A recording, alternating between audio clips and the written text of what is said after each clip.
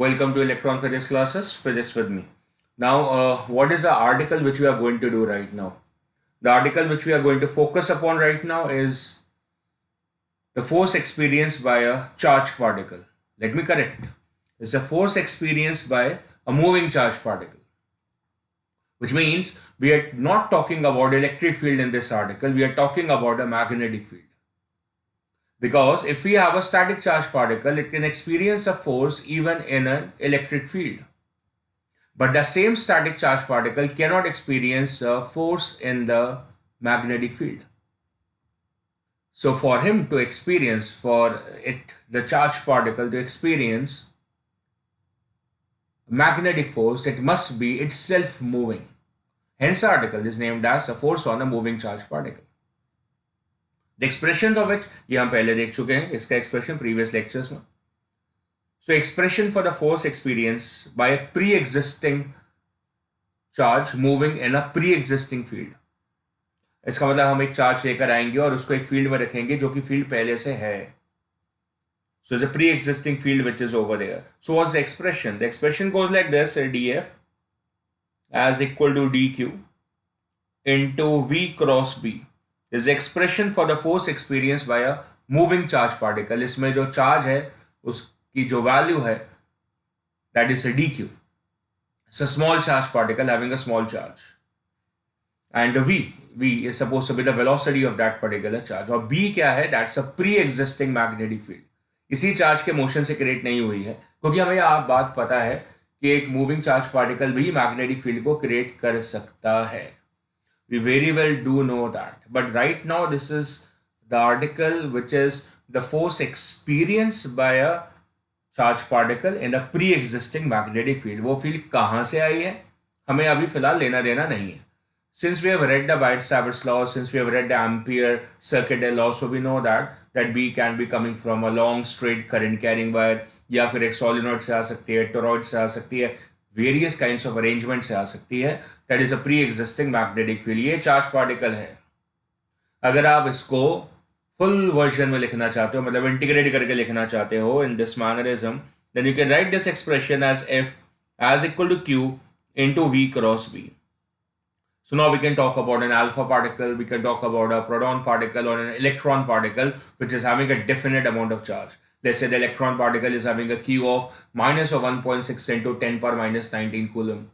Or a proton particle is having a charge of plus 1.6 into 10 power minus 19 coulomb. Or when we are talking about the alpha particle, it is having a charge of twice of E.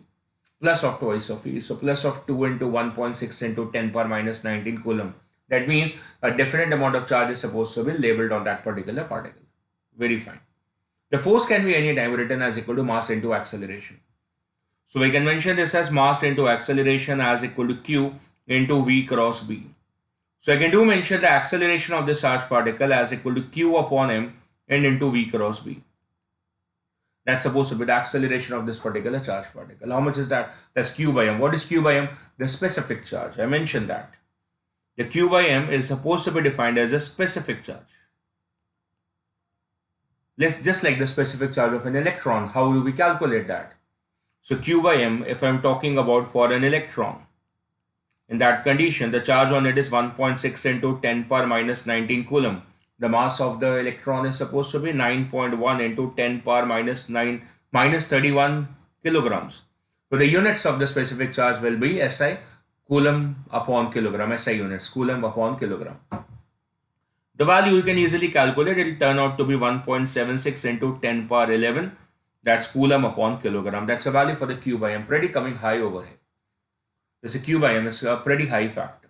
Otherwise, अगर आप देखेंगे A is proportional to Q, तो आपको लगेगा that acceleration is going to be very small because the Q value is supposed to be very, very small, 1.6 into 10 power minus 19. To take that thing out of your mind कि acceleration की value small है, so we have the term Q by M, right? And into V cross B, V मैं already समझा चुका हूँ, that's the speed or the velocity of this charged particle. And the B is supposed to be the pre-existing magnetic field. What can be the possible path of the charged particles? Did you hear me? What can be the possible path of the charged particles in the pre-existing magnetic field?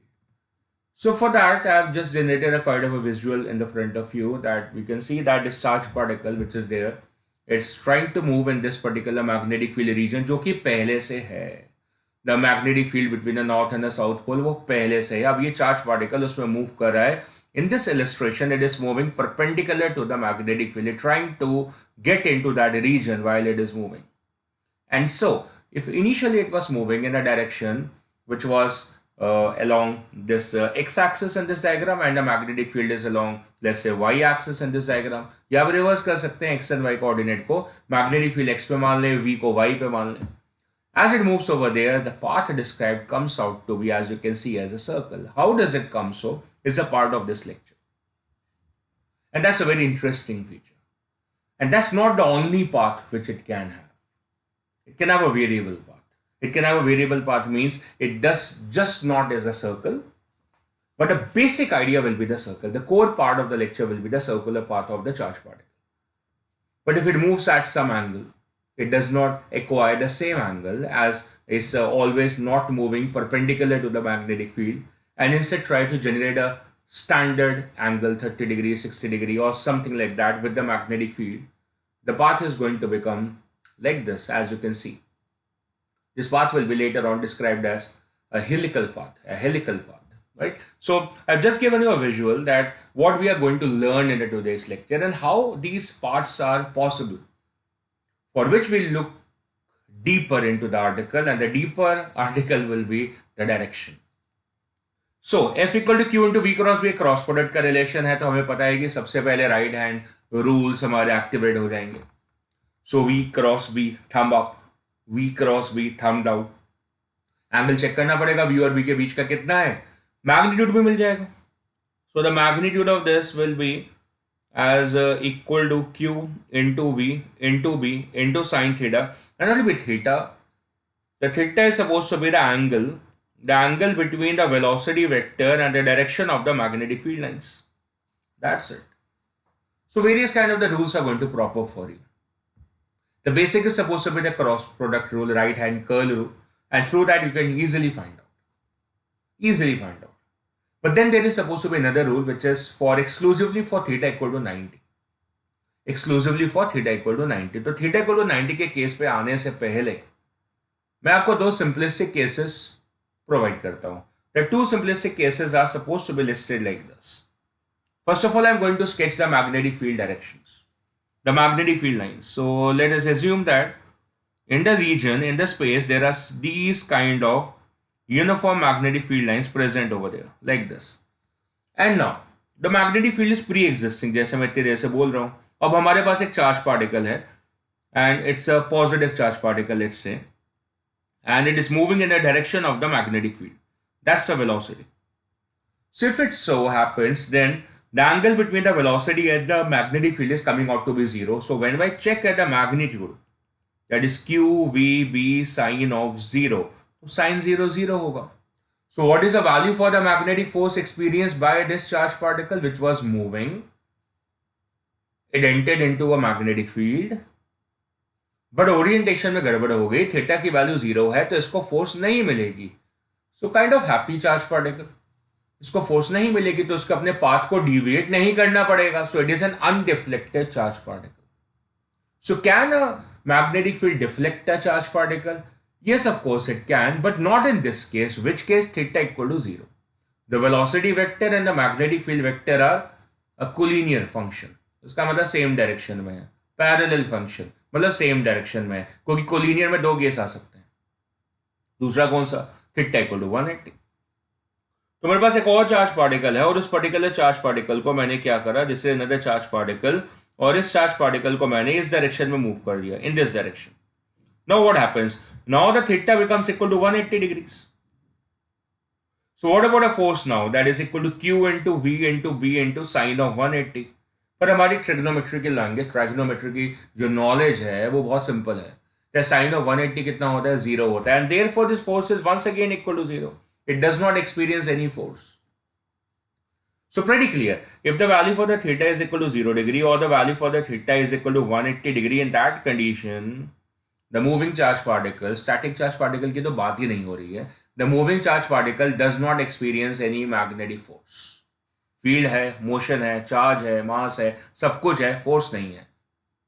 So there is no deviation, so therefore there is no deviation of the charge particle, no deviation, no deflection, no force experience. Force लगने से क्या होता है, शायद charge particle का path change हो जाए या उसमें एक्सेलरेशन आ जाए। सो फिलहाल हमने क्या लिखा, नो डिविएशन। अब इस मुद्दे पे चर्चा करेंगे, डिविएशन या फिर हम डिफ्लेक्शन क्यों लिखना चाह रहे हैं, इस बात पे चर्चा करेंगे। फिलहाल अभी हम बोल रहे हैं that is no deviation, no deflection of the charge particle, and so what is the path of the charge particle? The path of the charge particle is suppose to be straight line. There is straight line, उसके path में कोई भी changes नहीं है, जैसा move कर रहा था वैसा ही मूव करता रहेगा। आई कैप की तरफ जा रहा है, एक्स एक्सिस पे जा रहा है, ईस्ट पे जा रहा है, वहीं जाता रहेगा, कोई उस पर डिफ्लेक्ट नहीं कर पाएगा। And same theory will go in for a negative charge particle also. Do not just think that we are talking about कि पॉजिटिव चार्ज पार्टिकल, इलेक्ट्रॉन भी हो सकता है, and an electron can also be moving in both the mechanisms, theta 0 या theta 180 पे, and still it is not going to be deflected, deviated, does not experience any magnetic force. Done. तीन आसान angle होते हैं, theta 0, theta 180, theta 90। सो दो तो मुखा दिया हमने, theta equal to 0, theta equal to 180 degree का तो कार्यक्रम समाप्त, कुछ हो ही नहीं रहा। Path of the particle remains a straight line, पहले भी स्ट्रेट लाइन, बाद में भी straight line, region of the magnetic field से पास करने के बावजूद उसके ऊपर कोई असर नहीं पड़ा। लेकिन ये हमेशा नहीं है, इन दोनों एंगल पर है। अगर हम एंगल को 90 ले आए तो फिर फोर्स का इफेक्ट पहले मैक्सिमाइज हो जाएगा। See the force expression is equal to q v b sine theta.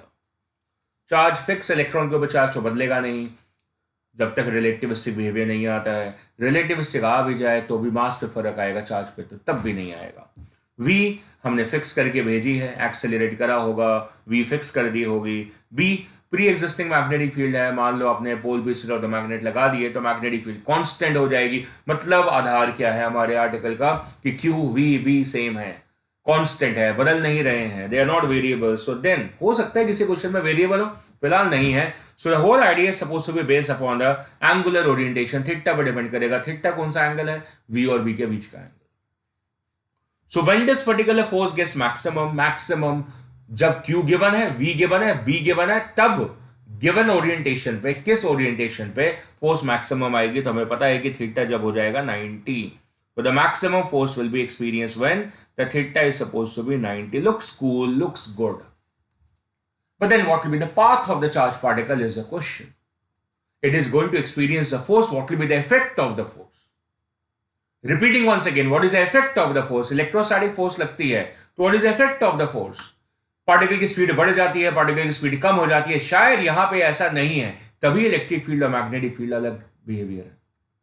अब अगर आपने इस पर्टिकुलर चार्ज पार्टिकल को फोर्स एक्सपीरियंस करवा दी, आपने जिस तरीके से उसको फायर इन करा फील्ड में, थीटा 90 दे दिया, तो क्या होने वाला है, ये सारा मामला आपको तब समझ में आएगा जब आप डायरेक्शन को देखेंगे। तो डायरेक्शन तो आपको पता ही है कैसे देखना है। जैसे इसमें देख लो, जो ऊपर डायग्राम बना हुआ है, इसके अंदर जो चार्ज पार्टिकल है उसका जो मोशन है वो टुवर्ड्स द लेफ्ट गिवन है। Are you able to see that? This is towards the left, west की तरफ दिखा रखा है, और जो मैग्नेटिक फील्ड है वो नॉर्थ की तरफ दिखा रखी है। देखो, तो आप सिंपल V क्रॉस B लगाओ। See V cross B, V west की तरफ था, B नॉर्थ की तरफ, west cross north is coming where? Perpendicular downwards. Perpendicular downwards. So the force experienced by the charge particle is perpendicular downward. Perpendicular downward means, see, cross product है. So we all are very smart people. We do understand that there is a plane over here. This is a plane. And this force is acting perpendicular to this particular plane. Which plane? The west-north plane, the XY plane. So the magnetic field is acting perpendicular to this. You are pretty quick to understand. Cross product है ना, तो force कहां लगती है? Perpendicular to the plane containing the vectors. यहां पे वो दोनों वेक्टर्स कौन से? V और B। So this F, in fact this F, क्यों? क्योंकि आप बोलोगे सर थीटा इक्वल टू 90 वाले केस में ले लो। नो, कोई भी एंगल हो, थीटा 30, थीटा 60, थीटा 90, उससे कोई फर्क नहीं पड़ता है, उससे कोई फर्क नहीं पड़ता है। जो फोर्स का डायरेक्शन है, the force, it acts perpendicular to the plane of v vector and b vector for any angle of theta, for any angle theta, कोई भी एंगल हो। हाँ, थीटा 0 थीटा 180 नहीं होना चाहिए क्योंकि उस समय तो फोर्स ही नहीं लगेगी। बाकी कोई भी एंगल हो, फोर्स कहाँ लगनी है? परपेंडिकुलर। हाँ, फोर्स का मैग्नीट्यूड मैक्सिमम कब होगा? वो जब थीटा 90 हो जाएगा। सो this is about talking about a magnitude. So magnitude becomes maximum जब थीटा की वैल्यू कितनी हो रही है? 90 हो रही है। पर फोर्स का डायरेक्शन उस कहानी से अनअफेक्टेड है। The force is always acting perpendicular to the plane containing v and b, even if the angle is 30, 45, 60, 90, 120, whatsoever it is, the force always acts perpendicular to the plane. So that means that the force is perpendicular to the motion. The force is perpendicular to the motion. Force का direction motion के हमेशा perpendicular है। तो अगर ऐसा है, so this force can not speed up the particle, can not speed down the particle, can not speed up the particle, can not speed down the particle. Particle की speed नहीं बदल सकता। दोबारा बातों पे आते हैं। हम ऐसा समझते हैं, देखो समझना बात को, कि फोर्स के हमेशा दो कंपोनेंट्स होते हैं इन a general motion in 2D। ये आर्टिकल लगेगा आपको अभी यहाँ पे, है ना? इससे general path of a particle, हमने क्या करा, ये जो जनरल पाथ है जिसको आप मोशन इन अ 2 डायमेंशन बोलते हो, इस पे किसी भी एक पॉइंट पे आपने टेंजेंट को स्केच इन करा, तो उस टेंजेंट पे क्या होता है? मोशन। पाथ मूव कर रहा है ना, तो tangential direction represents the motion.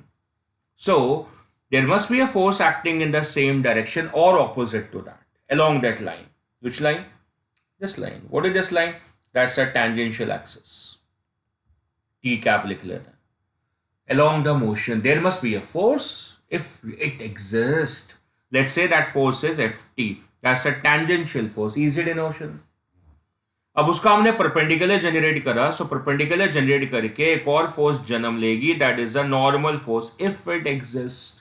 अगर होती है तो, है ना? हो सकता है किसी क्वेश्चन में Fn ना हो, नॉर्मल फोर्स ना हो, किसी में Ft ना हो, किसी में दोनों ना हो, या किसी में दोनों हो। करेक्ट है, एक्सेलेंट। अब क्या मामला है, जो Ft होती है, Ft वो क्योंकि मोशन के अलोंग या उसके विरुद्ध लगती है, समझ आ रही है?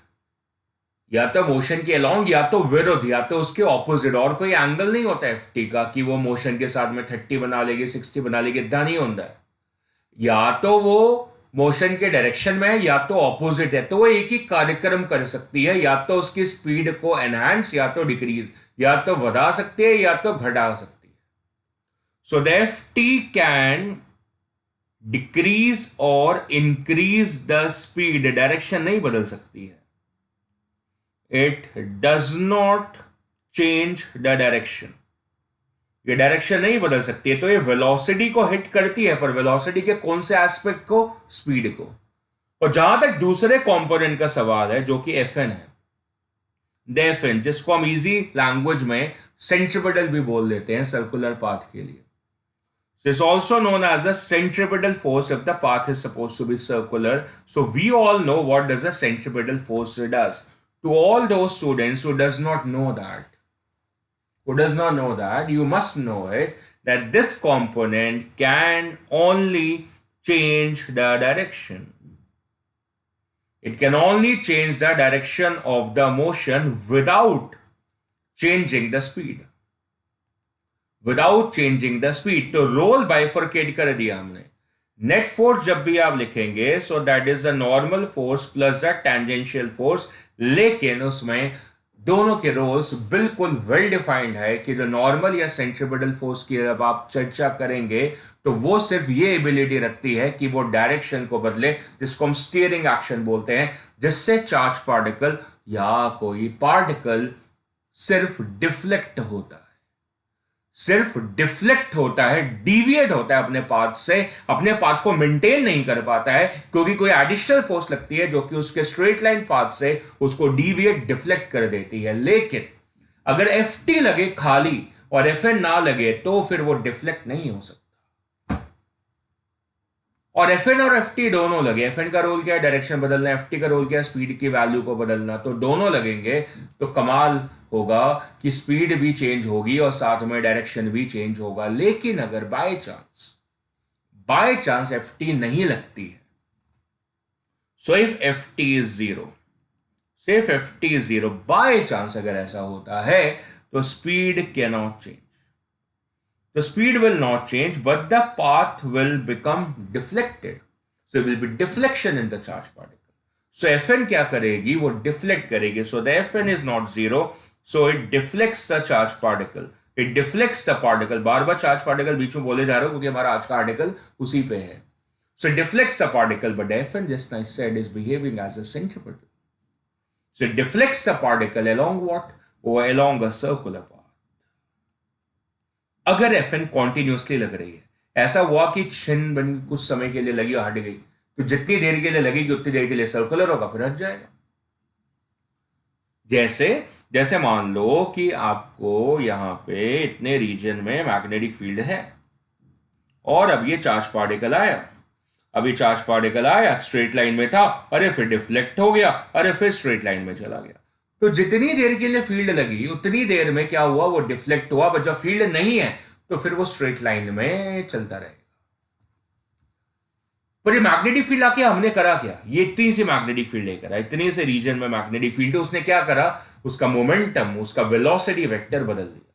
पहले इधर जा रहा था, पीक जा रहा है, जितना आपको डिफ्लेक्ट करना उतना 30 डिग्री से डिफ्लेक्ट करना था, 60 से करना था, 90 से करना था, जितने से करना था उसके अकॉर्डिंग आप विड्थ ऑफ द फील्ड को क्रिएट कर देंगे and accordingly you will be able to deflect the charge particle. आप चाहते हैं कि पार्टिकल ईस्ट पे जा रहा था, अब नॉर्थ पे जाना शुरू कर दे, आप अप्लाई करिए मैग्नेटिक फील्ड को, उससे क्या होगा, उसका डायरेक्शन चेंज हो जाएगा, वेलोसिटी चेंज हो जाएगी, मोमेंटम चेंज हो जाएगा, लेकिन क्या नहीं बदलेगा, the speed of the charge particle, it will not change. Reason very well said, my friends over here. That is, force acts perpendicular to the plane of V and B. The force is perpendicular to the motion. What is a force? Perpendicular to the motion. So it behaves centripetal. As it behaves centripetal. So what?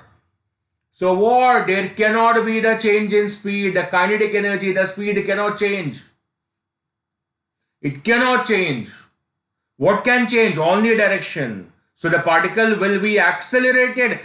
बोल सकते हैं acceleration है, लेकिन वह acceleration ऐसी वाली है, कौन सी वाली, सेंट्रीपेटल वाली, जो कि सिर्फ डायरेक्शन बदलती है, सिर्फ पार्टिकल को डिफ्लेक्ट करती है, सिर्फ पार्टिकल को डिविएट करती है, उसके स्पीड को नहीं बदलती है। तो जो भी वेक्टर्स वाली कहानियां बदलेंगी, तो स्केलर है वो नहीं बदलेगा, मतलब स्पीड नहीं बदलेगी, काइनेटिक एनर्जी नहीं बदलेगा, वर्क परफॉर्म नहीं होगा। ये सब स्केलर हैं। जो वेक्टर है, डायरेक्शन बदलेगा, वेलोसिटी बदलेगी, मोमेंटम बदलेगा, क्योंकि डायरेक्शन चेंजेस हो रहे हैं, स्पीड चेंजेस नहीं हो रहे। कमाल की फोर्स है, लग रही है पर स्पीड नहीं बदल रही है, डायरेक्शन बदल रही है। तो इलेक्ट्रिक फील्ड और मैग्नेटिक फील्ड अगर साथ में लगे तो फिर कमाल करते हैं। इलेक्ट्रिक फील्ड क्या करती है, स्पीड अप स्पीड डाउन, और मैग्नेटिक फील्ड क्या करती है, वो डायरेक्शन बदलती है। इसका मतलब Ft का फीचर इलेक्ट्रिक फील्ड में आएगा, यहां नहीं आएगा।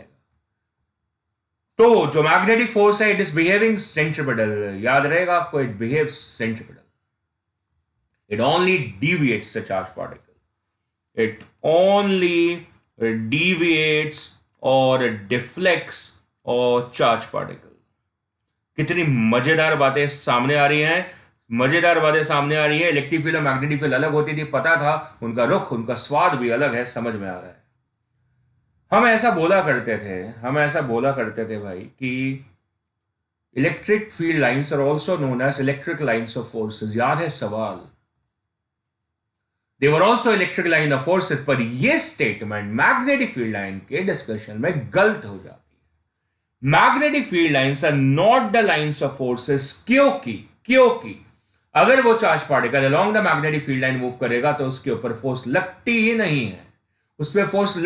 नहीं है, तो हम उसको मैग्नेटिक लाइन ऑफ फोर्स कैसे बोलेंगे। और जबकि वो इलेक्ट्रिक फील्ड अगर होती है, ध्यान होगा आपको, अगर वो इलेक्ट्रिक फील्ड होती है और उसके अंदर अगर आप एक चार्ज पार्टिकल को, पॉजिटिव चार्ज पार्टिकल को प्लेस कर देंगे, तो it is going to experience the force in the direction of the electric field, इस वजह से हम इलेक्ट्रिक फील्ड लाइन को लाइन ऑफ फोर्स भी बोला करते थे, लेकिन अब नहीं बोल सकते हैं। So very star question, hot star question, right. So done है जी। तो चलो, हमारा मुद्दा जो आ रहा है तो बेसिकली इस पे आ रहा है कि भैया डिफ्लेक्ट होता है, तो हमने कहा यार फोर्स का इफेक्ट स्पीड बदलने पे तो आ नहीं रहा, तो फिर डायरेक्शन बदलने पे आ रहा है, तो फिर ऐसा करो यार, ऐसा करो कि फोर्स का मैक्सिमम इफेक्ट ले लो। तो हमने फोर्स का मैक्सिमम इफेक्ट ले लिया। कब आएगा? जो वी और बी के बीच का एंगल 90 होगा। डिफ्लेक्ट तो तभी करेगा जब 30 डिग्री एंगल होगा वी और बी के बीच में, 60 डिग्री एंगल होगा वी और बी के बीच में, तब भी डिफ्लेक्ट करेगा, तब भी चार्ज पार्टिकल डिफ्लेक्ट होगा। डिफ्लेक्ट सिर्फ तब नहीं होगा जब 0 और 180 है। लेकिन फोर्स का मैक्सिमम मजा, मैक्सिमम इफेक्ट कब मिलेगा? जब थीटा 90 हो। उस समय जो फोर्स की मैक्सिमम वैल्यू है वो कितनी है? क्यू वी बी है। और पाथ कैसा होगा? पूर्णतः सर्कुलर, पूरी तरह सर्कुलर होगा, कंप्लीटली सर्कुलर होगा। तो चलो देखते हैं ये सर्कुलर पाथ किस तरीके से कमाल में लेकर आता है, वो देखते हैं।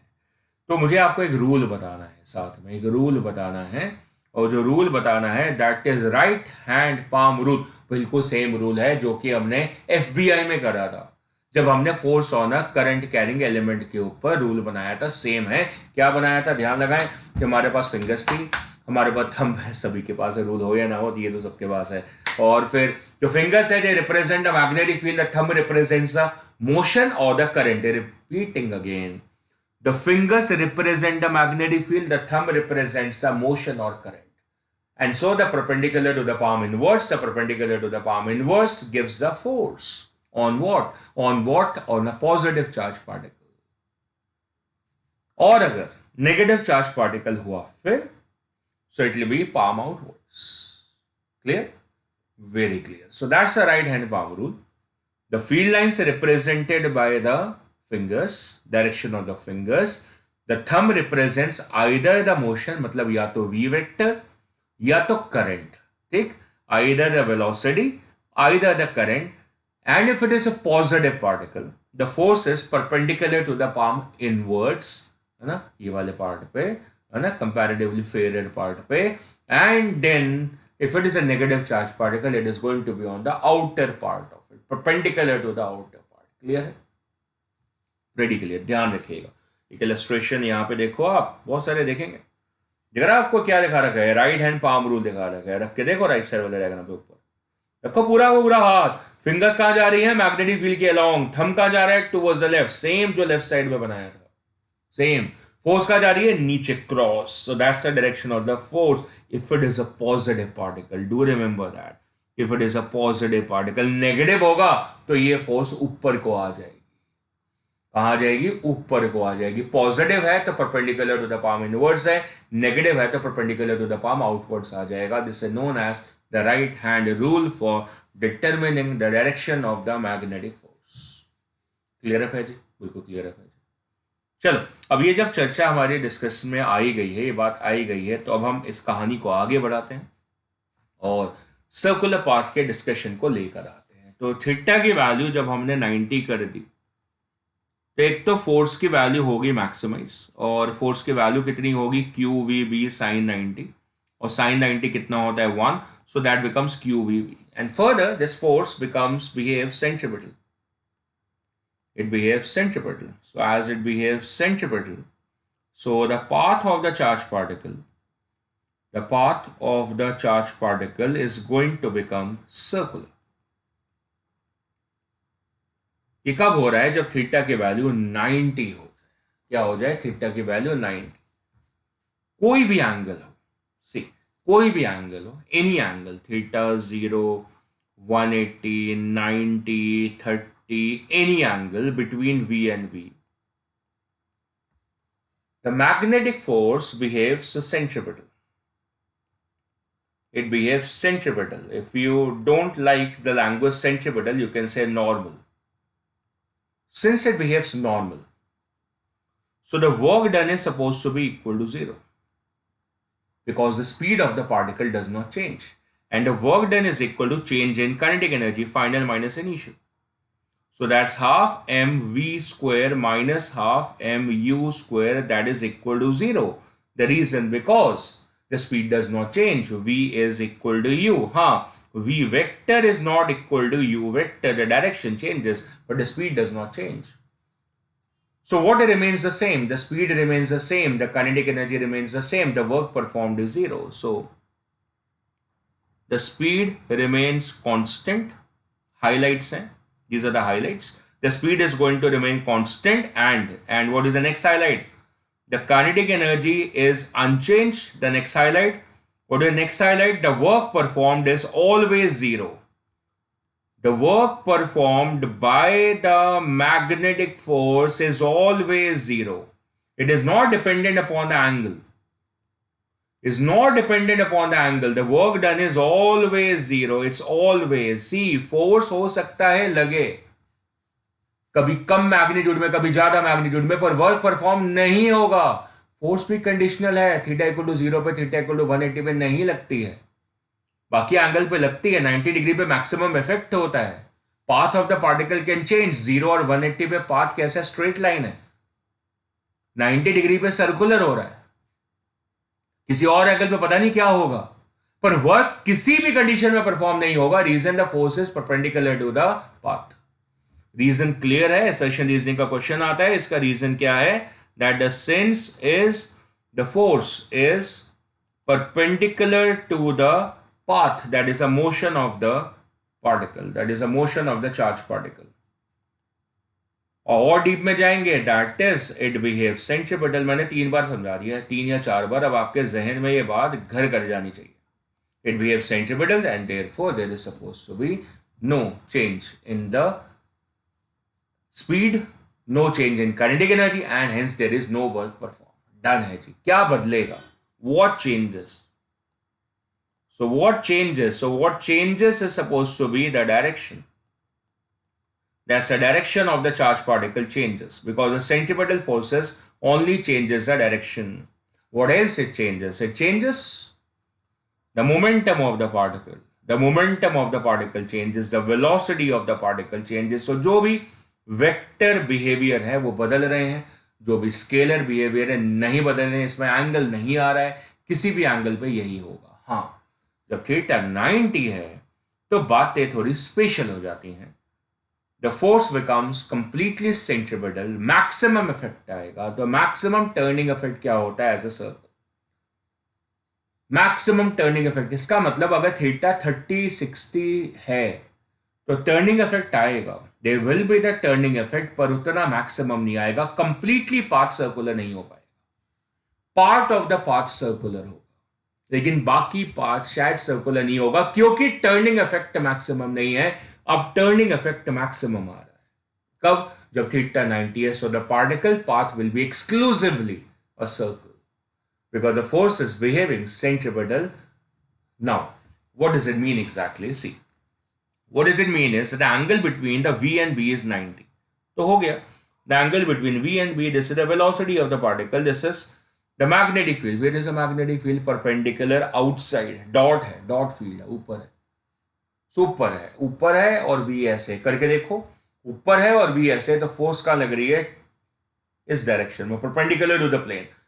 B ऊपर, V इधर, perpendicular to the plane. So that must be the centre of this circle. और ये हमेशा लग रही है. हमेशा लग रही है मतलब ये चार्ज पार्टिकल मान लो यहां पहुंचा इस पोजीशन पे, तो उसकी वेलोसिटी इधर है ना. मैग्नेटिक फील्ड कहां पर है? फिर से ऊपर, और थंब इधर मेरी तरफ. आप करके देखो अपने यहां. तो फोर्स का लग रही है perpendicular inside. So that's the direction of the force, and so is always acting towards this point C. अब और किसी पॉइंट पे देख लो, यहां पहुंचा charge particle, positive charge particle है. Positive particle as you can see. और इसके ऊपर अब अगर आप देखोगे तो पहले वेलोसिटी बनाओ. वेलोसिटी वेक्टर, डायरेक्शन चेंज हो रहा है, बिल्कुल हो रहा है. Is changing. V vector is changing. Speed नहीं बदल रही है. Speed is not changing, direction बदल रहा है. और अब अगर आप देख रहे हो तो ये ऐसे आएगा, ऐसे. B ऊपर, V इस तरफ towards the left, force is towards the centre. Hence it behaves centripetal, जो हम बोल रहे हैं. is always acts radially inwards. This is a radially inward force. So the magnetic force, where does it act? It is acting radially inwards. Since it is acting radially inwards, so the force behaves centripetal. So the magnetic force behaves centripetal. And that is the necessary centripetal force for generating the circular motion. If it is a cross field, let's see over here, it's a cross field. So it is a cross field. So check that in this position. Which position? This position. Check this in this position. Over here in this position. Where is the magnetic field line? Inside. Cross hai. V thumb se. So where is the force acting towards the center once again? So it's once again acting towards the center. So every time you will have to check that out. Every time you will have to check that out. But behavior एक ही आएगा. That the force is going to behave centripetal. Theta equal to 90 पे path कैसा है circular, force कैसे behave कर रही है centripetal. Magnetic force हमेशा centripetal behave करती है. Theta equal to 90 पे path exclusively circle है क्योंकि turning effect of the force maximum. Right. So theta equal to 30 हो जाएगा, 60 हो जाएगा, 120 हो जाएगा, 150 हो जाएगा. टर्निंग इफेक्ट मैक्सिमम नहीं आएगा, एफ की वैल्यू मैक्सिमम नहीं आएगी, क्यू वी भी साइन थीटा मैक्सिमम नहीं आएगा. सो पाथ एक्सक्लूसिव सर्कल नहीं बनेगा, कुछ और बनेगा. जो भी बनेगा उसके अंदर सर्कुलर एस्पेक्ट होगा. अभी एक्सक्लूसिव सर्कल है. सो कुछ डायरेक्शंस को लेके आपको कुछ समझाना चाहूंगा, वॉच करिएगा. क्रॉस फील्ड ले रहा हूं like this is a cross field. Okay, and I'm extending this into quite a wider region, and then I'm bringing a charged particle from various directions. Watch karna. Like this, it's a positive charged particle, and then I'm bringing this particle from here. Once again, or I'm bringing this particular charged particle from here, like this. Okay, now observe what I'm trying to show you. When the charged particle enters over here, this is the charged particle, velocity instantly is direction में थी. So check the force experience. Field line inside, V here, the force acts perpendicular to this. Check करें आप अपने आप, right? But the force is going to act perpendicular to this. So this is the direction of the force on it. So how does it deviate? So it is going to deviate like this. This is the deviation. So with the deviation, because the center must lie over here, because that's how this force is acting. This B inside, V towards here, the force is acting radial, so it must be acting towards the center. Radially inverse का मतलब कहाँ पर है? Towards the center. मतलब, in short, the center of the path, circular path बनेगा क्योंकि angle 90 है V और V के बीच में. B inside है, V in the plane है, theta 90 है. तो सर्कुलर पाथ बनेगा, तो उस सर्कल का सेंटर होगा ना कहीं. तो कहां पर होगा? उस लाइन पे जहां पे फोर्स लग रही है, उस लाइन पे क्या होगा? सेंटर होगा. तो हमने सेंटर ढूंढ लिया है. And how is the particle moving? Definitely circle, but additional language is it is moving anti-clockwise. So there is an anti-clockwise circle described when there is a cross field. कैसी field है? It's a cross field and there is a positive charge particle. So the circle is supposed to be anti-clockwise. Circle बनेगा theta equal to 90 पे fix है, वो explain है. पर अब circle कैसा बनेगा? क्लॉकवाइज क्या एंटी क्लॉकवाइज? उसके डिफ्लेक्शन क्लॉकवाइज होगी क्या anti clockwise? So that's the deflection. Currently कैसी है? Anti clockwise. पर ये तो तब है ना जब v इधर से आ रहा है. तो चलो दूसरा डायरेक्शन देखते हैं. अब v इधर से आ रहा था, कहां से? नीचे से, वाई एक्सिस से. तो अभी चार्ज पार्टिकल यहां पहुंचा, इसकी वेलोसिटी इस इंस्टेंट पे यहां थी. अब क्या हुआ? फोर्स देखो कहां लग रही है. सो field inside, thumb along the motion. Force का लग रही है टुवर्ड्स द लेफ्ट. करके देखो अपने आप, प्ले पॉज करके फिर देखो. Field inside, thumb here, force acts towards the left. So where is the force acting? The force is acting over here. That's the direction of the force. It's acting over here. It's acting like this. So if it is acting like this, so what happens? The center of the circle has to be on this line. And if the center of the circle is over here, so how is the charge particle getting deflected? It must deflect like this. Then only in the future it can describe a circle like this. and so the center of the circle will be justified. So how is the particle moving? Once again anti-clockwise. It's once again anti-clockwise. Let me try once more. So if I try this once more on this is a positive particle, velocity is here. Where is the magnetic force? The field inside the thumb, where the magnetic force is perpendicular down. So direction of the magnetic force is supposed to be over here. That's the direction of the magnetic force. So center of the circle has to be on this line, जहाँ पे force act कर रही है, and therefore this charged particle has to deviate like this. Then only it can be justified that it can describe a circular path about this center. And so if I check what is a deflection, that's still anti-clockwise. So I'm through with my article. कि अगर वो positive charge particle है और अगर वो cross field में है, so it is going to move anti clockwise. If you change this combination, the direction will change. For example, if you have a cross field and I use a negative charge particle, so बिल्कुल हमें पता है कि क्या होना है, क्योंकि हमने पहले ही बताया था कि फोर्स एक्सपीरियंस का डायरेक्शन ही बदल जाएगा. So let's say an electron particle enters inside. It has an electron particle, negative charge particle है. इस पे फोर्स कहाँ लगेगी? फील्ड इनसाइड V है. ओ, पर ऊपर की तरफ नहीं लगेगी. अब ऊपर की तरफ क्यों नहीं लगेगी? क्योंकि नेगेटिव चार्ज पार्टिकल है. It's negative, so it is going to act perpendicular to the palm outward. So here, that's the direction of the force. इसका मतलब जो सेंटर ऑफ द सर्कल है वो इस लाइन पर होगा. इस वजह से ये जो चार्ज पार्टिकल है, it is going to deviate like this. Then only this circle can be described about this centre. Now if you focus, this path is clockwise. It's clockwise. You change the nature of the charge particle, the direction change. इसका मतलब negative charge particle in a cross field is going to move clockwise. So pretty easy to understand. Positive charge particle, cross field is anti-clockwise. Negative charge particle होगा, cross field है, it will be clockwise. अच्छा, और orientation बदलो. Positive charge particle की जगह क्या करो? Positive की जगह क्या करो? आप नेगेटिव ले लो और क्रॉस की जगह भी डॉट ले लो, और तो फिर से एंटी क्लॉकवाइज हो जाएगा. It still become anti clockwise. Try करके देख सकते हो. पर अगर आपका पॉजिटिव चार्ज पार्टिकल है और आपने क्रॉस की जगह डॉट ले लिया, तो फिर क्लॉकवाइज हो जाएगा. एक कॉम्बिनेशन बदले, तो इसका मतलब ये आपका एक रिजल्ट हो गया standard. Positive charge particle, cross field, anti clockwise. आपने क्रॉस फील्ड सेम रखी पर पॉजिटिव को नेगेटिव कर दिया, चार्ज को नेगेटिव कर दिया, चेंज होके क्लॉकवाइज हो जाएगा. आपने पॉजिटिव चार्ज पार्टिकल ही रखा पर क्रॉस फील्ड की जगह डॉट कर दिया, तो क्लॉकवाइज हो जाएगा. एक बदला ना, एक चीज बदली. पॉजिटिव या क्रॉस में से एक कॉम्बिनेशन बदला तो क्लॉकवाइज. अगर दोनों बदल दो, पॉजिटिव को भी नेगेटिव कर दो, क्रॉस को भी डॉट कर दो, so two negative makes a positive. समझ आ रही है ना? इस F is equal to Q into V cross B ना. ये होता है ना. समझ आ रही कि नहीं आ रही है? मान लो V का वो डायरेक्शन है, मतलब मान लो V I कैप पे लग रहा था और B जो है वो J कैप पे लग रहा था.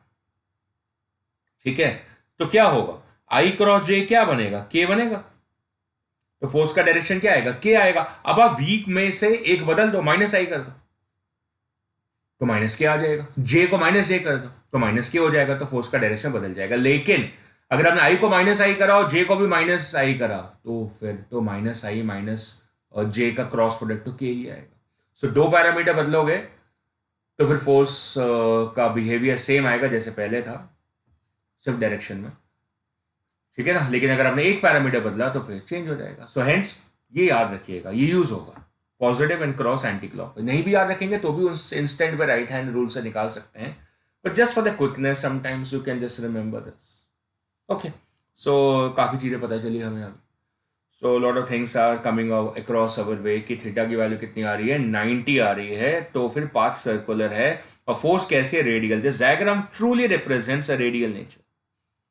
See this, as a particle is present at a point A, then at a point B, and at a point C, the path is supposed to be circular, and you can see how does the force is acting. Where is the force acting? The force is acting towards this point, so this has to be the center. And where does the center lie? It lies on the direction where the force is there, so that's the direction of the force. So the center lies on that line. and the force is behaving centripetal. That's a radial line. That's a radial inwards. So बातें समझ में आ रही है. Extra कुछ बताऊं? बिल्कुल बताता हूं. Where is the direction of magnetic field? Check this. This is the direction of the magnetic field. So the plane of the circle, repeating once again, the plane of the circle is perpendicular to the magnetic field. Writing the new fact. The plane of the circle is perpendicular to the magnetic field. That's the plane of the circle. कहाँ लग रही है? Perpendicular to the magnetic field. New. Force कैसे लग रही है? Radial towards the center. और plane of the circle जहां डिस्क्राइब हो रहा है, कॉन्टिन्यूस सर्कल बनता रहेगा जब तक वो फील्ड के अंदर है. तो the plane of the circle is perpendicular to the magnetic field. Right. चलो फिर आगे बढ़ते हैं. इस आइडिया में कुछ पैरामीटर्स बनाते हैं. So let's say it's a cross field over here and we have a positive charge particle which is placed in the field and given a momentum. This is a positive field, positive charge particle, and is given a momentum in this direction v. So what will happen? So condition क्या है? theta 90 हो गया and it is going to move. How it is going to move? In a circle. In a circle it is going to move in a circle. So starts moving in a circle. किस तरीके का circle? That is supposed to be an anti-clockwise circle. So it's going to describe a circle and continuous circle. घूमता रहेगा. ये circle का centre है. Magnetic force कहां लग रही है? अभी हमने चेक कर लिया. That is always going to act towards the centre wherever the charge particle is at any instant. The magnetic force acts towards the centre. And already we have spoken of the language that the magnetic force behaves centripetal. So magnetic force behaves as a centripetal force. So if it is behaving as a centripetal force, इसका मतलब the Fm is supposed to be equal to mv square by r. What is v? V is supposed to be the speed of the charge particle. So that's the speed. Velocity change हो रही है, speed की value same है. So the v over here is supposed to be the speed of the charge particle. So we know the value for the centripetal force. And who is providing? The magnetic force. What is the value for the magnetic force? That is equal to QVB sin 90, क्योंकि theta 90 है. So that's equal to QVB. So therefore QVB should be providing the centripetal force because the magnetic force is behaving centripetal. So one of the speed gets cancelled. So this R can be written as m into v upon q into v. That's the expression for the R. What is R? R is described as the radius of the circular path. It's a circular path which has been designed, so it must be having a radius. So it is a radius of the circular path. When is the radius larger? When we say the specific charge is smaller. In the beginning of the lecture, we discussed about a specific charge. हम उसको alpha से denote कर लेते हैं. So this expression can be written v upon alpha b. Where q upon m is supposed to be written as what? This is q and upon m. That's the specific charge. So the specific charge is smaller. The radius of the circular path will be larger. Magnetic field is supposed to be, if the magnetic field is supposed to be larger, so the radius is supposed to be smaller. But if the momentum or the speed is larger, in fact the speed is larger, in that condition you will have the radius to be larger. So pretty easily done. If the magnetic field is greater, the radius becomes smaller. Higher strength magnetic field decreases the radius of the circular path. Speed is higher, the radius is higher. If the alpha is higher, of course the radius is smaller. So you can get a various questions on. See, it started its journey at t equal to 0, so it will come back to the same position after a certain time, which will be the time period. Why time period? फंस गया बेचारा. जब तक आप field को बंद नहीं करोगे, ये ट्रैप्ड है, वहीं पर ट्रैप्ड है, वहीं घूमता रहेगा ऐसे. सो पीरियोडिक मोशन है. सो पीरियोडिक मोशन है, ऑसिलेटरी नहीं है, पीरियोडिक है. So the time period of the periodic motion will be 2 pi r. the radius of the circular path, that is a distance traveled in one cycle upon the speed during the cycle. So 2 pi r upon v constant, बदल ही नहीं रही है, direction बदल रहा है. So we substitute that is 2 pi upon v into r की value हमने derive कर ली है mv upon bq. That's the radius of the circular path is mv upon bq. Place the value for the r here. So क्या हुआ देखो, इसमें v cancel कर गया. So the value for the time period become 2 pi m upon bq. That can also be written at 2 pi upon b alpha, where alpha is a specific charge. You can write like this. So there is a curious question for us. Suppose if the speed of the charge particle increases, क्या बोला? If the speed of the charge particle increases, so what happens? The radius is going to increase. It will describe a larger circular path, but the time period is unchanged. It is independent of the speed of the charge particle. Are you getting the point? It is independent of the speed of the charge particle. The time period remains the same. It is going to come back to the same position after the same time, even if the speed increases. So speed का increase होना radius के factor में compensate हो जाएगा. Speed ज़्यादा है तो बड़ा path लगा लेगा, speed कम थी तो छोटा path लगा लेगा, पर उतने ही समय में वापस आएगा. Are you getting the point? So if I have the same alpha charge particle, observe this, what I'm trying to explain to you. It's a very easy scenario. Okay, I have the same alpha particle, मान लो proton है, मान लो alpha particle है, same q by m है, alpha same है, उसको मैंने यहाँ रखा और ऐसे दो पार्टिकल लिए और दोनों पार्टिकल को स्पीड दी. पहले पार्टिकल को क्या दी? v1 और दूसरे को क्या दी? v2. तो दोनों का जो पाथ है वो क्या बनेगा? सर्कुलर. ये पहले वाले का भी पाथ क्या बना? सर्कुलर. और दूसरे वाले का पाथ भी क्या बनेगा? सर्कुलर बनेगा. दोनों का सर्कुलर बनेगा. दोनों का रेडियस डिफरेंट होगा. ये पहले का रेडियस है r1 और ये दूसरे का रेडियस है दैट इज r2. डिफरेंट है. अगर v2 की वैल्यू v1 से ज्यादा है तो r2 की वैल्यू r1 से ज्यादा होगी. अल्फा सेम है, चार्ज पार्टिकल सेम है अभी, लेकिन ये दोनों सेम टाइम पे जब ये पार्टिकल यहां पहुंचेगा, कौन सा वाला? v1 वाला, तो उसी इंस्टेंट पे ये वाला पार्टिकल इधर पहुंचेगा. जिस इंस्टेंट पे ये पार्टिकल इधर पहुंचेगा v1 वाला, वो इधर पहुंचेगा. ये सिंक्रोनस से चलते रहेंगे. समझ आ रही है? ये v1 होगा, ये v2 होगा. इसका मतलब t equal to capital T पे दोनों इधर आएंगे, दोनों इधर पहुंच जाएंगे वापस. तो दोनों का t1 और t2 का टाइम पीरियड सेम आएगा. So the time is independent of the speed of the charge particle. Clear है जी स्टेटमेंट? बिल्कुल क्रिस्टल क्लियर है. एंगुलर मोशन है तो एंगुलर स्पीड होगी. एंगुलर स्पीड कैसे लिखते हैं? 2 pi upon time period. Time period की वैल्यू प्लेस कर लेते हैं, that is 2 pi m upon bq.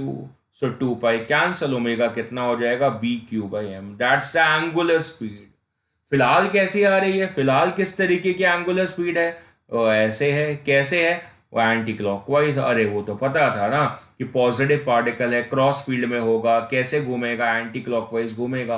बिल्कुल सेम आ रहा है, सेम ही मामला आ रहा है. ओमेगा आ गई. Angular speed is a constant angular speed. क्या बोला? It's a constant angular speed. Why is constant angular speed? Reason B uniform है, बी नहीं बदल रही है, और क्यू बाई एम क्या है? अल्फा है. अल्फा कांस्टेंट है, so omega is B into alpha is constant in magnitude and in direction. Anti clockwise घूमता रहेगा. फंस गया बेचारा सदा के लिए, हमेशा के लिए. These are the parameters. So what did we derive? The radius, the time period and omega. अच्छा, अब देखो, ये चार्ज पार्टिकल सर्कल में घूमे जा रहा है. फंस गया बेचारा, घूमे जा रहा है, घूमे जा रहा है ना, घूमे जा रहा है. किसमें? क्रॉस फील्ड थी, घूमे जा रहा है. और कैसे घूमे जा रहा है? एंटी क्लॉकवाइज घूमे जा रहा है.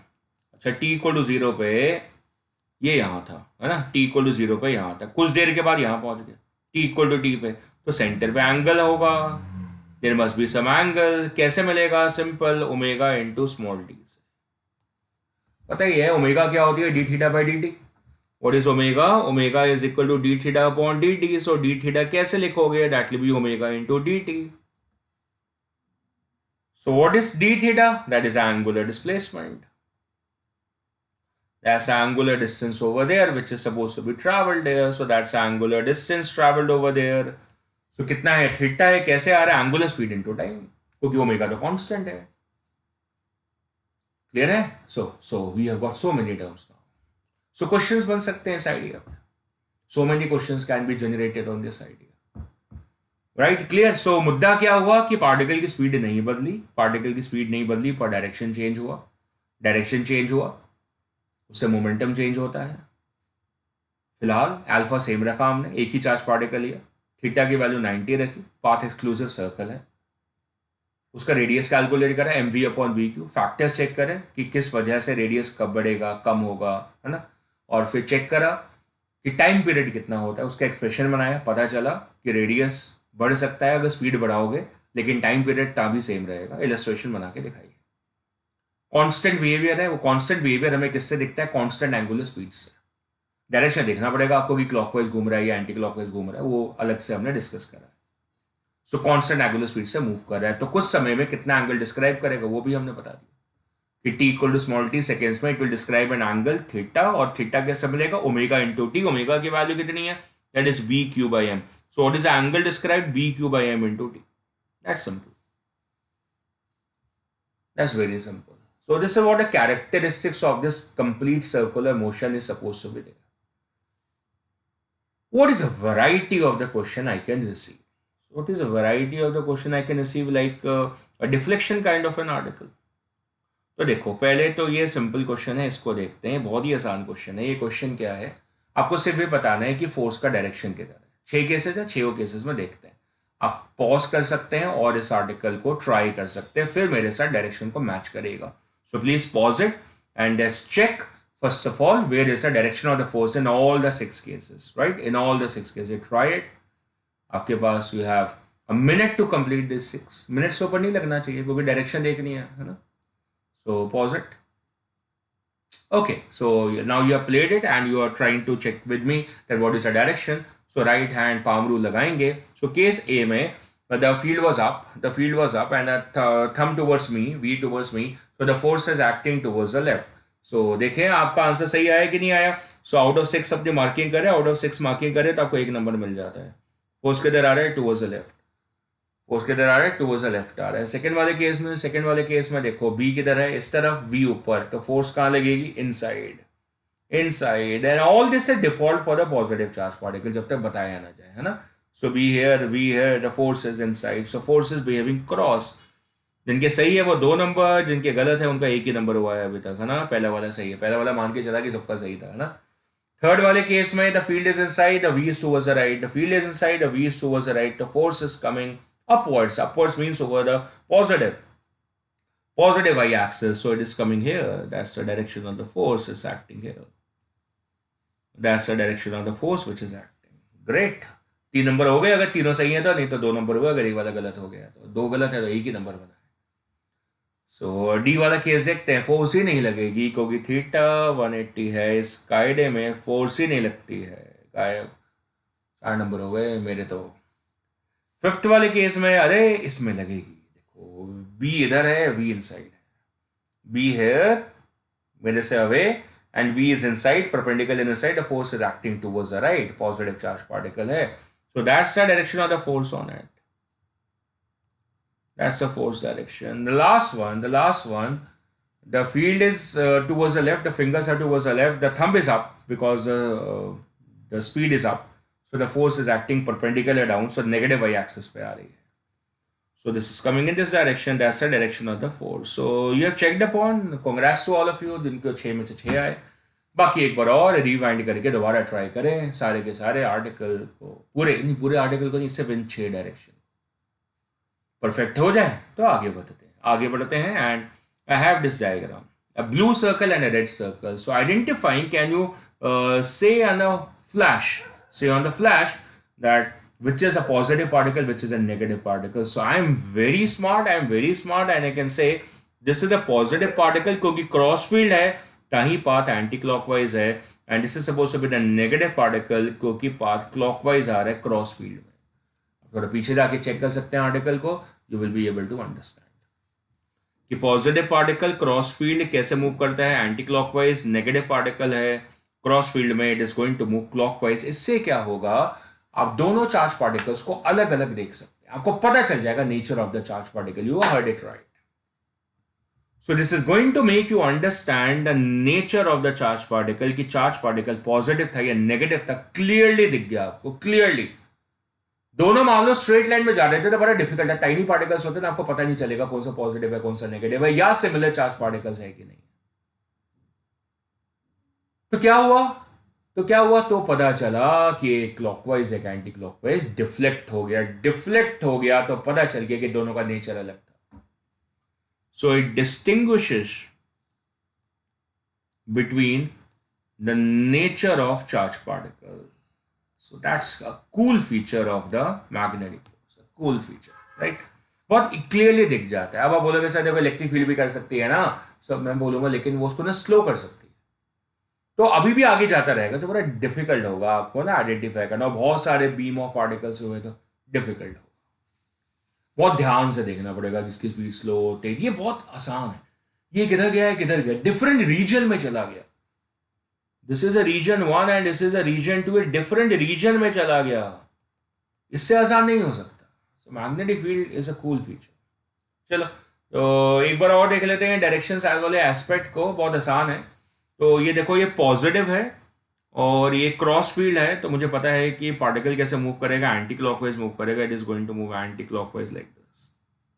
And where is a force going to act, the force is going to, अगर ये पॉजिटिव है the force is going to act here, और सेंटर ऑफ द सर्कल कहीं यहां पर होगा। प्रेटी कूल फीचर है ना। ये वाले केस में जब नेगेटिव पार्टिकल यहाँ एंटर करेगा तो फोर्स का डायरेक्शन अगर मैं देखूं, तो फोर्स का डायरेक्शन अगर देखूं तो फील्ड इधर है और वी इधर है, तो फोर्स टेक्निकली नीचे होनी चाहिए पर नेगेटिव पार्टिकल है। फोर्स टेक्निकली नीचे होनी थी पर नेगेटिव पार्टिकल है, तो फोर्स का लग जाएगी ऊपर को, लग जाएगी ऊपर को लगेगी, क्योंकि नेगेटिव पार्टिकल है तो ऊपर को लगेगी। इसका मतलब the force is going to be dot, the force acts dot over here.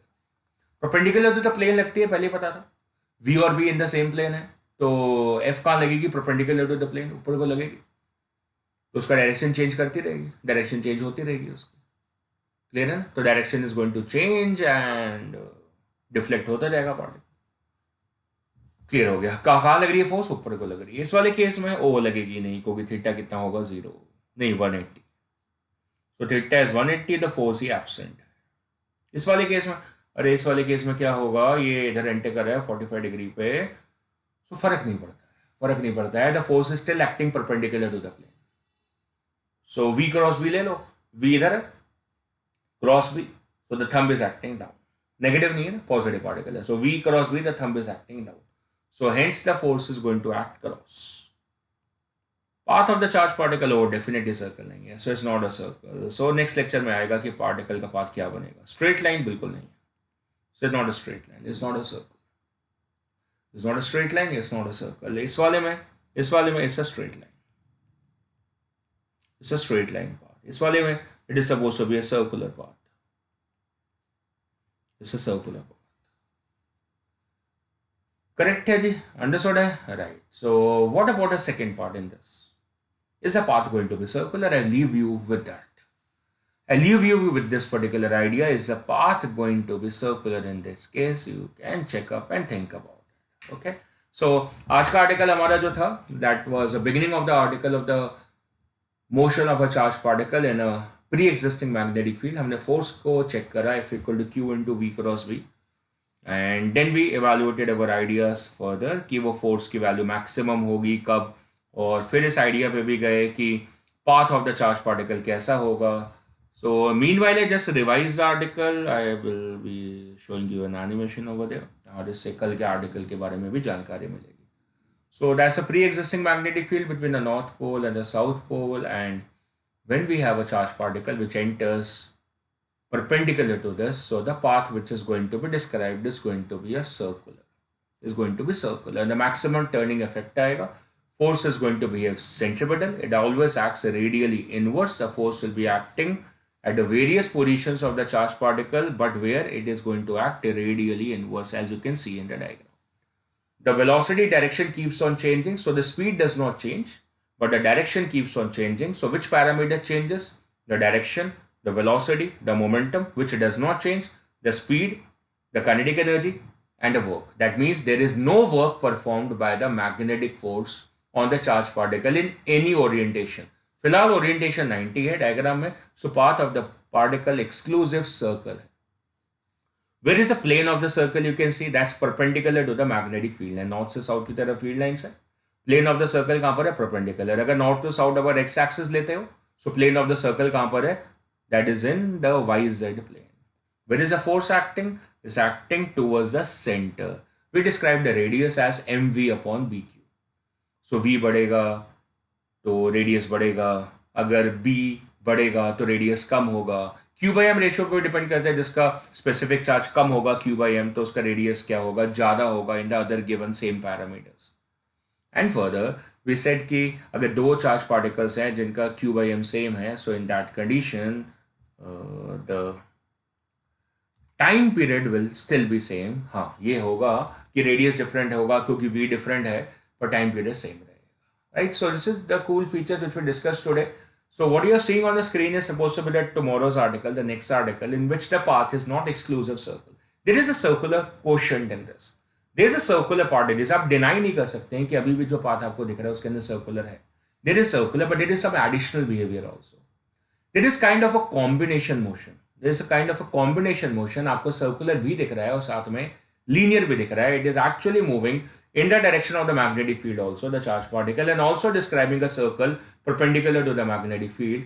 ऐसा तब होने वाला है जब वेलोसिटी और मैग्नेटिक फील्ड के बीच का एंगल ना ही 0 हो, ना ही 180 हो, ना ही 90 हो, तब ऐसा होने वाला है. और इस पाथ को हम हेलिकल बोलने वाले हैं. But all these good things we are going to discuss in the tomorrow's lecture. So please revise the lecture properly and keep on watching my videos. Have a nice day. For now, bye everyone.